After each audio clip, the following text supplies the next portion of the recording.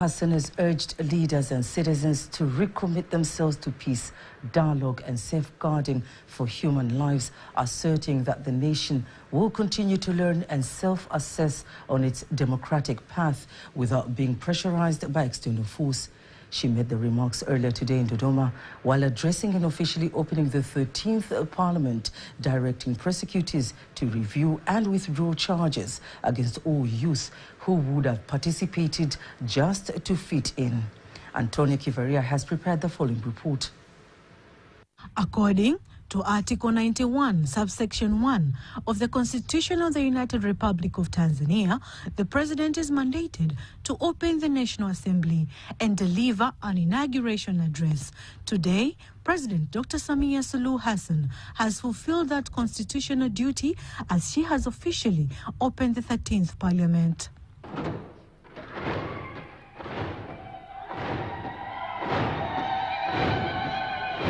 The ceremony begins with a 1-minute moment of silence to honor those who lost their lives during the past elections and rest.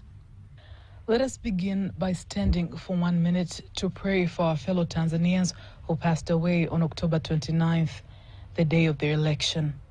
I was personally deeply saddened by that incident. I extend my condolences to all the families who lost their loved ones. And for the injuries, we pray for their quick recovery. To those who lost their property, I urge you to remain patient and resilient. The government has taken action by forming a commission of inquiry so that we can understand the root cause of the problem. The findings of this report will guide us in holding dialogue that will restore harmony and peace. In her address to the nation, President Samia emphasized peace and political stability, stressing the importance of reconciliation and dialogue. If your parents had acted the way some of you acted, you would not have found the peace and development you see in this country today. Therefore, I earnestly urge you, the youth of Tanzania, this country belongs to you. Whatever hardships you face, do not allow anyone to convince you to destroy your own country. Do not cut the very branch of the tree on which you sit. You are the guardians and builders of this nation, and I ask you never to become its destroyers.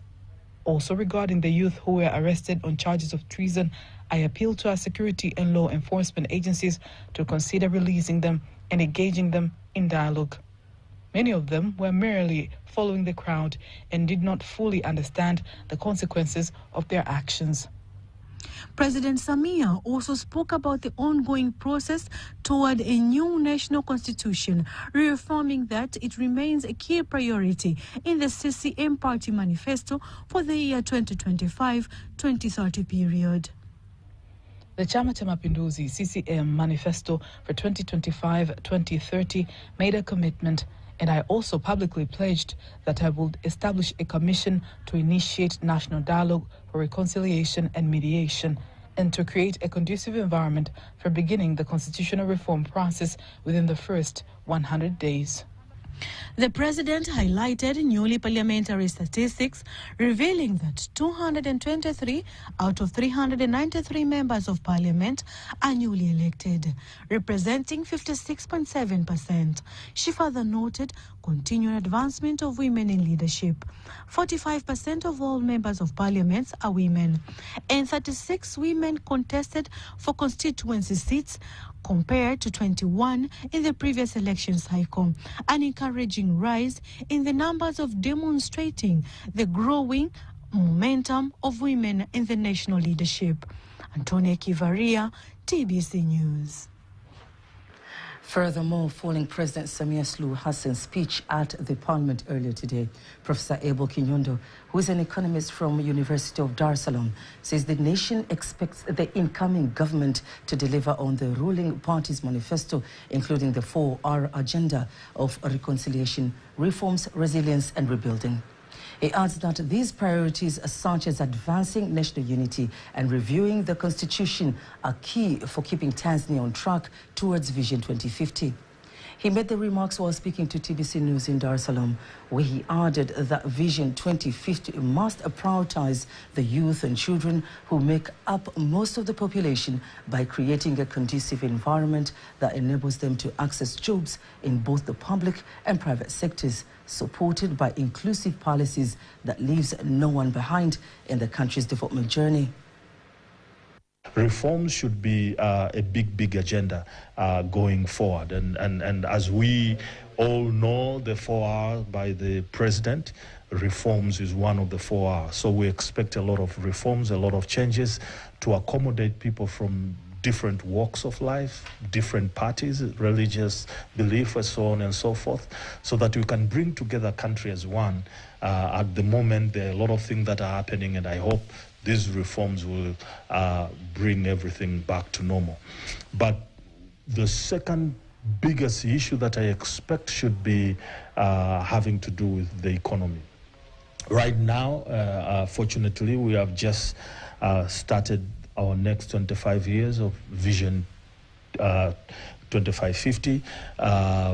That has just started right now, and it's quite ambitious because we are expecting to having by 2050 an economy which is worthy around about $1 trillion.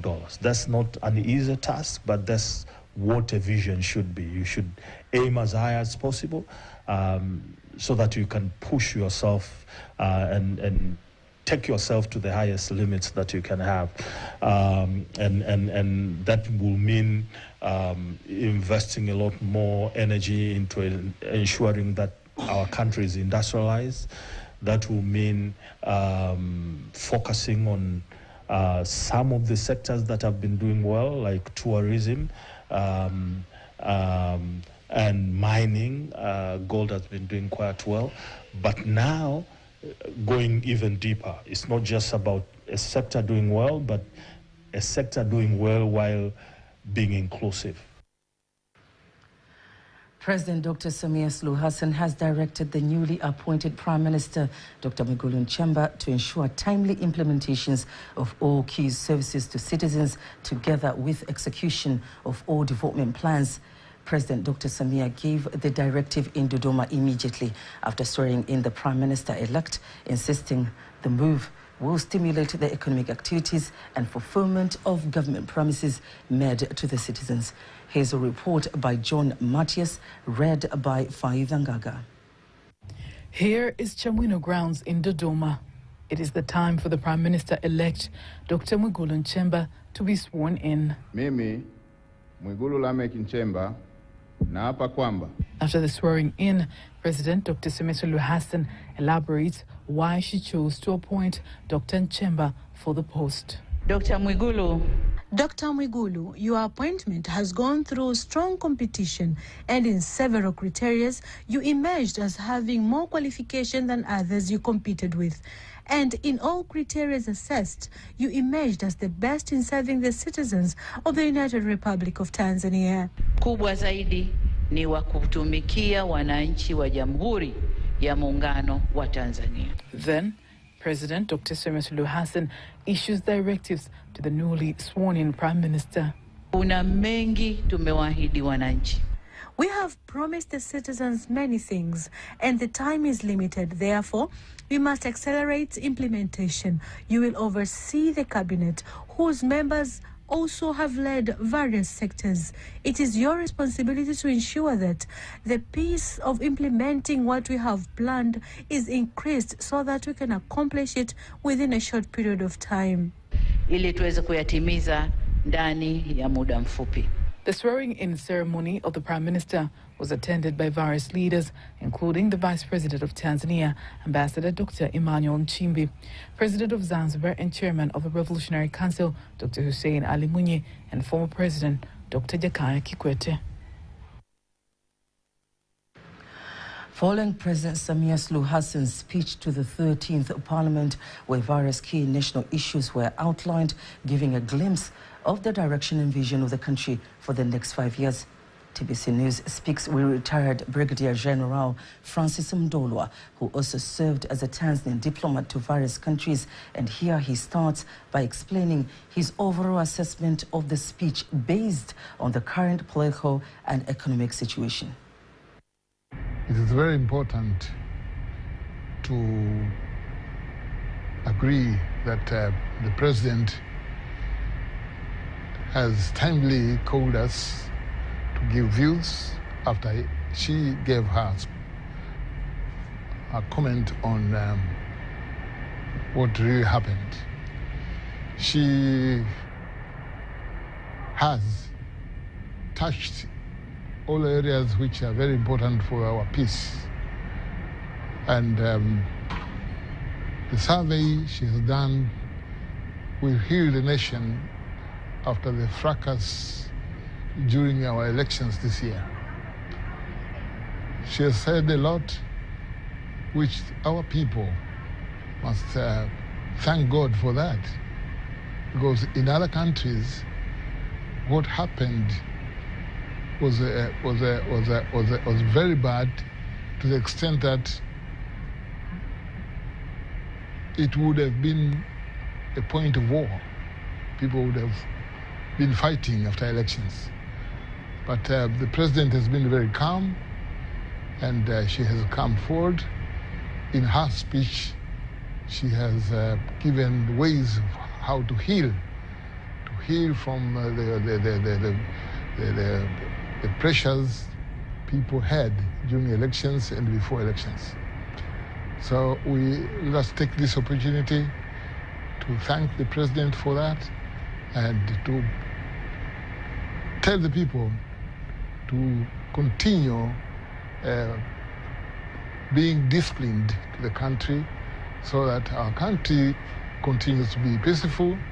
And we think by being peaceful, we'll be able to develop this country, do whatever we want to bring our country to a point where we go back to the praises which we've been given, that we are a peaceful country. And this depends on our people understanding that we need peace for our development. The way forward is to go to the drawing board to see where did we go wrong, and invite people with good ideas to develop again our values, which we are going to use to keep on developing this country for our benefit.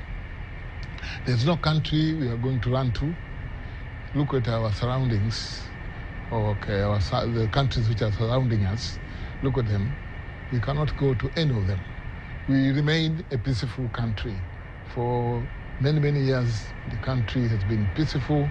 We don't want to change like the other people who are always running to us. So we want them to continue running to us because we are peaceful. You see, we were lucky to have Mwalimu in this country. And many, many people, I've been to many countries, they talk very well about Mwalimu. And some people went to the extent, they said, if Mwalimu was president in an already developed country, that country would have been a super country, super power.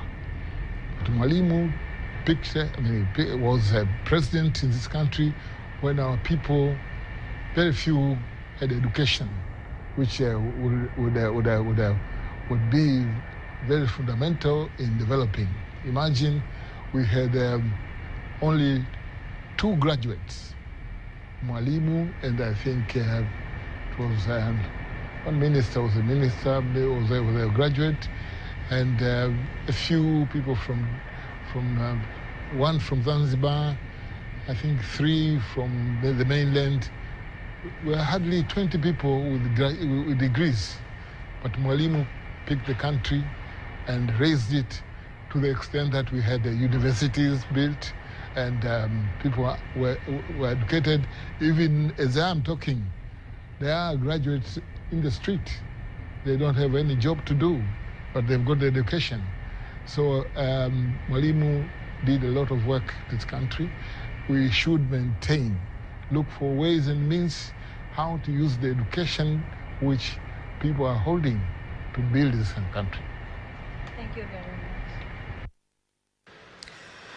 The Chinese Embassy Ambassador Awards are given to Tanzanian students and teachers who excel in learning or teaching the Chinese language, recognizing individuals who have made special contributions to promoting the Chinese language. Speaking to TBC News, the Deputy Vice-Chancellor of the University of Dar es Salaam, Professor Nelson Boniface, and Ambassador of China to Tanzania, Sheng Mijang, say the award is part of a broader cultural and educational cooperation effort between China and Tanzania. Now this is the moment to seize the opportunity, to learn something new from distant nations, that you master the language and you can see the opportunities of the business, of the economy that China is bringing in Tanzania. So don't lose that opportunity and make sure that you work hard to catch that. The African continent, including Tanzania, has seen an enthusiasm and passion for Chinese language teaching and learning.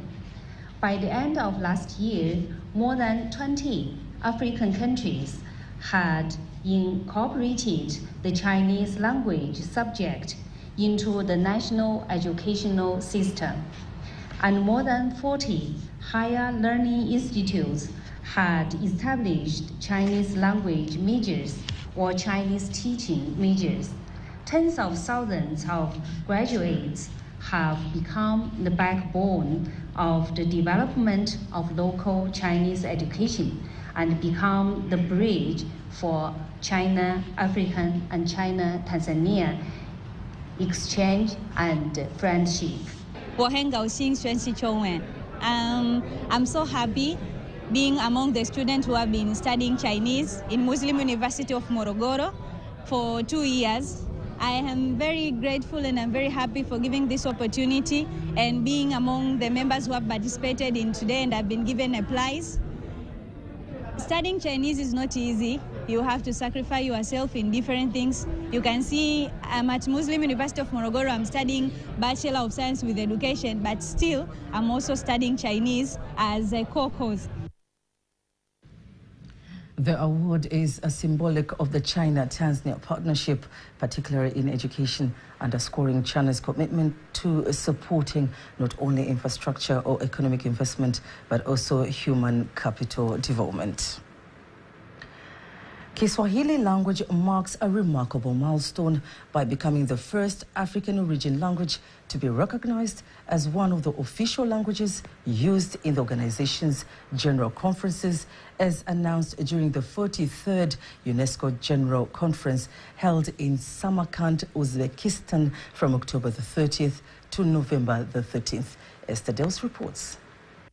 In July 1954, the Tanganyika African National Union, TANU, under the leadership of the late Mwalimu Julius Nyerere, adopted Kiswahili as a unifying language for African independence struggles. Later, in 1967, Kiswahili was declared an official language in Tanzania. To date, Kiswahili has more than 250 million speakers worldwide. The declaration by UNESCO was issued in response to a formal request submitted by the government of Tanzania through the Ministry of Information, Culture, Arts and Sports in collaboration with the National Swahili Councils of Tanzania, BAKITA and BAKIZA of Zanzibar, which was delivered by Tanzania's ambassador to France and permanent representative to UNESCO, Ali Jabil Modin, at the United Nations General Assembly.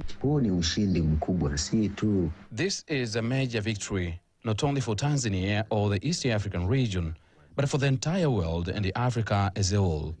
It is a triumph for the entire Kiswahili-speaking community, and it affirms the significant role this language plays in unifying people and driving social, economic, and cultural development globally.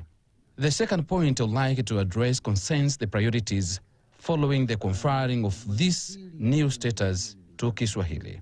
Bakita has positioned itself to implement several strategic actions in collaboration with partners both within and outside the country. Our foremost priority is developing academic and professional vocabulary that meets emerging needs. Bakita will accelerate the creation of terminology in fields such as science, technology, diplomacy, business and education to ensure that Kiswahili can be used fluently and effectively across all international platforms. The Kiswahili's recognition follows earlier milestones, including the proclamation of July 7th and the United Nations General Assembly. UNESCO in Tanzania has played a key role by supporting national and regional advocacy efforts and coordinating consultations to advance Kiswahili's inclusion at the global level. Our office in Dar es Salaam will continue to support initiatives that highlight the unifying role of Kiswahili in promoting culture, education, peace, and knowledge across Africa and beyond. This milestone elevates Kiswahili to the status of an official UNESCO General Conference language, reinforcing its role as a powerful expression of African heritage, cultural pride, and continental solidarity on the international stage. Esther Deus, TBC News. Ambassador of Tanzania to Zimbabwe, CP Susan Kanganda, says the SMEs International Expo being held in Harare, Zimbabwe capital is a remarkable platform to promote Tanzania's small and medium-sized enterprises to various global markets. She made the remarks during the exhibition, stressing that Tanzania has made a remarkable presence at the exhibition, showcasing its vibrant SME sector through a wide range of innovative products and services. The Tanzania relevance in participating in this expo, especially for the business people, is to expand their network. At this point, as we have seen, there are so many stakeholders not only participating in this exhibition, but also who are looking for partners, who are looking for opportunities. So it exposed them with the other stakeholders who have been in the field for a long time. They can get new technology. As we understand, most of the Zimbabweans are using technology in their business. So here they will be able to gain more experience on technology, how to do their business, but also discover new markets and broaden their network on business, especially at the regional level. Talking of SADC, talking of Africa. So I believe as this is our first time as Tanzania to participate, as we go along, we are going to engage more business people of the same, and they are going to expand and of course, show what Tanzania is doing in business. And we understand that the small and medium enterprise are the ones who are carrying most of the economy. As you being this, you see the big market, it is the small market who are starting business. So once they discover a new market, that's when the manufacturers are coming in and bringing more product. So we are looking forward for more gain to our business people from home, the small and medium, but we are looking forward for them to gain more network and income, of course. That's what we're looking for, and also discover new markets for their products. Upon her visit to Tanzania's pavilion, the Zimbabwean Minister of Women Affairs, Community, Small and Medium Enterprise Development, Monica Mutsavangwa, emphasized on bilateral ties to strengthen SMEs development in the region. We are quite Zimbabwe. This is our sister country, a member of the SADC. We work together, we learn from each other, and I'm very happy that as SMEs, they are playing a critical role in the economy of Tanzania. Equally the same, SMEs are playing a very pivotal role in the economic development of our country. And what is important is to be able to find markets, to collaborate, to partner, so that we bring our standards of living for our people together higher and higher. This is what what we call sustainable economic development. This is what we call inclusive development. And we are very happy because whatever we are making, we need access to markets. So when you bring products from Tanzania, you are aware already we've got quite a number of our women, our SMEs who travel to Tanzania. Being a port city, Dar es Salaam, that's an easier place for them to get whatever they want. So by bringing these products here, this will give an opportunity to our SMEs to see and feel for the products themselves and be able to buy also and place orders. We are under BACRESA Zimbabwe. So we have come here at this SMEs Expo to showcase all the products that are available at Blue Ribbon Foods. Actually, I would like to say that we are proud. We are proud to be part of one of the major companies, let me say, in the world. Their investment in Zimbabwe, it has uplifted so many people. The likes of us, we are here, we've got jobs, and like my other colleagues, they are here, they've got jobs, and I thank God that it is contributing a lot. As the Global SMEs exhibition comes to a close, both Tanzania and Zimbabwe walk away with renewed optimism and a stronger sense of partnership. In the remote southern plains of Tanzania lies Kingupira, a place where the wild still rules and nature's heartbeat can be felt in every breeze. Beyond its beauty and biodiversity, this part of the Selous Game Reserve hosts a lesser-known but economically significant activity, hunting tourism. As debates around conservation and sustainability continues, questions arise about how this form of tourism contributes to both wildlife protection and the nation's economy. Faida Ngaga tells us more. In the heart of the southern plains of Tanzania, where nature breathes in peace and the songs of wild birds fill the air, lies Kingupira, the heartbeat of the Selous Game Reserve. It is a land rich in history, full of life, where wild animals roam freely, one of the largest World Heritage Sites preserved for generations. Kingupira is not only home to a vast array of animals and birds, but also a special area that allows hunting tourism. Tourists who visit this area don't just come to admire the landscapes, they also take part in trophy hunting. This form of tourism often takes place during the dry season when the grass has withered and animals can be easily spotted. Hunting tourism plays a significant role in boosting the national income. Beyond the revenue, it also supports conservation efforts, creates employment opportunities for local communities, and funds the protection of wildlife habitats. When managed responsibly, hunting tourism becomes more than just sport. It turns into a vital tool for sustaining both nature and livelihood. Faida Ngaga, TBC News. Faida Ngaga with that beautiful piece. And in sports news, President Samia Suluhu Hassan says her government will build special schools that will be used to nurture sports talents from various regions in the country.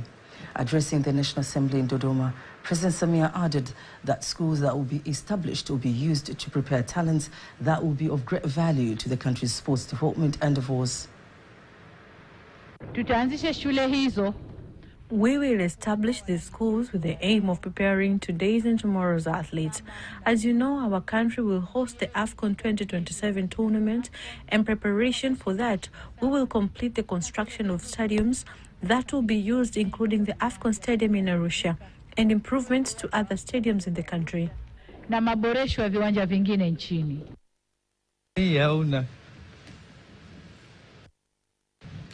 And that marks the end of the news bulletin for tonight. Don't miss our next bulletin in Kiswahili at 11 p.m. On behalf of the whole team, I am Kanki Mwegomole. Good night.